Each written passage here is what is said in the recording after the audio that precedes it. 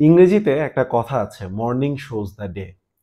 বাংলাদেশের জন্য আজকে মর্নিং এর সেশনটা সারাটা দিনের জন্য একটা ভালো বার্তাই কিন্তু নিয়ে এসেছিল। কাজটা খুব সহজ ছিল না। Overnight not out batter Zakir এবং সাদমান তাদের পার্টনারশিপটাকে কিন্তু খুব বেশি লম্বা করতে পারেনি। জাকির শুরুতেই আউট হয়ে গেছেন। তো 450 রানের বোঝাটা মাথায় আ সাথে ওপেনারদের মধ্যে একজন জলদিই আউট হয়ে গেলেন সকালে। নাসিম এবং শাহিন আগুন ঝরাচ্ছেন। সবকিছু মিলে খুব কঠিন একটা কাজ ছিল এবং তার উপরে বড় কথা হচ্ছে যে আজকে সকালের সেশনটা ছিল ৩ ঘন্টা লম্বা সেশন। এতদিন খেলার মধ্যে যা সময় নষ্ট হয়েছে, ওভার নষ্ট হয়েছে সেগুলোকে পুষিয়ে দেওয়ার জন্য ৩ ঘন্টার সেশন ছিল আজকে। এরপর শান্ত খুব বেশি দূর টিকেননি, যদিও তিনি ১৬ রান করেছেন, কিন্তু ১৬ রানের জন্য তিনি ৪২ টা বল খেলেছেন, অর্থাৎ প্রায় ১০ ওভারের মতো একটা পার্টনারশিপ করেছেন ওই সাদমানের সাথে। তারপর একটু আনলাকিও ছিলেন। সম্ভবত আজকে শান্ত দিনের সেরা বলটাতে আউট হয়ে গেছেন খুররম শাহজাদের বোলিংয়ে। এরপর মুমিনুল আসলেন।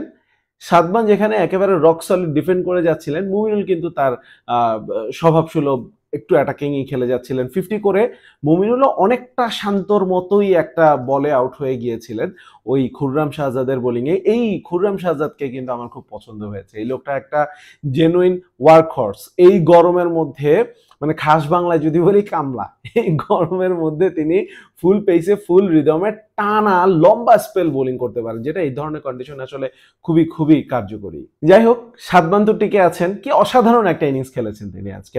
শেষ পর্যন্ত চা বিরতির ঠিক আগে মুশফিকের সাথে ততক্ষণের পার্টনারশিপটা তার জমে গিয়েছিল, কিন্তু চা বিরতির একদম ঠিক আগে ইভেন একদম লাস্ট বলটাতে তিনি বোল্ড হয়ে গেছেন। এবার মোহাম্মদ আলী, সাদমান নার্ভাস 90s-এও ছিলেন, প্লাস চা বিরতির একটা টেনশনও মাথায় ছিল যে আচ্ছা টি ব্রেকের আগে আউট হওয়া যাবে না, এই ধরনের একটা ব্যাপার হয়তো মাথায় ছিল। কিন্তু মোহাম্মদ আলীকে আমি কৃতিত্ব দিব, তিনি সেট আপটা করেছেন দুর্দান্ত। টানা শর্ট বল দিয়েই যাচ্ছেন। সাদমান কিন্তু পুরোপুরি ব্যাকফুটে চলে গেছেন, আর তখনই কিন্তু ফুলার লেন্থ বলটা দিয়েছেন এবং সাদমান আউট হয়ে গেছেন। একেবারে খারাপ অবস্থা হয়নি তারপরেও, যদিও সাদমানের উইকেটটা অনেক বড় ছিল।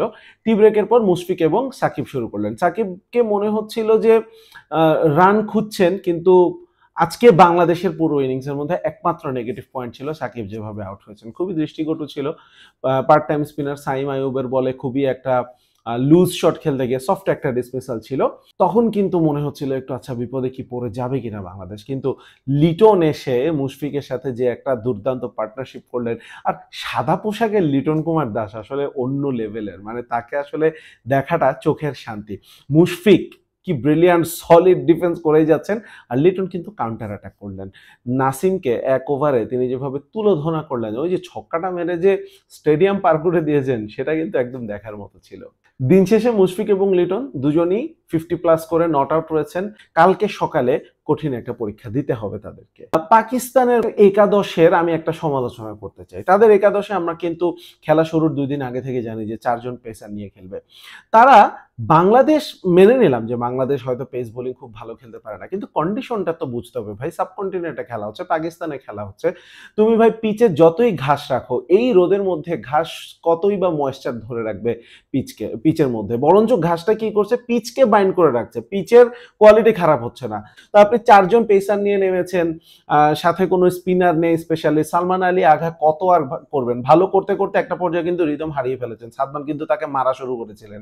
এরপরে সাইম আইয়ুবকে দিয়ে বল করাতে হয়েছে। সাইম আইয়ুবও আজকে কিন্তু কিছু বল টার্ন করিয়েছেন। সুতরাং এখানে যদি আবরারকে খেলাতো, আবরারের মতো একটা অপশন হাতে থাকতে পাকিস্তান কেন আসলে ৪ পেসারের এই জায়গাটাতে গেল? আমি এই কথাটা মানে এই কথাটা মাথায় নিয়েই বলছি যে হয়তো দ্বিতীয় ইনিংসে বাংলাদেশ এই ৪ পেসারের সামনেই মুখ থুবড়ে পড়বে। কিন্তু তারপরেও অন্তত আজকের দিনটাতে পাকিস্তানের কিন্তু এগিয়ে যাওয়ার কথা ছিল। সেটা কিন্তু এগোতে পারেনি। আমার মতে এই টিম সিলেকশনে এই ছোট্ট একটা ভুলের কারণে।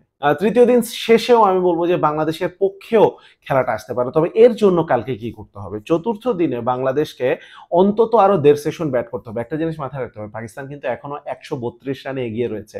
যার কারণে ওভারঅল ম্যাচ সিচুয়েশনে পাকিস্তান কিন্তু এখনো তাদের পাল্লাটা ভারীই পাবে।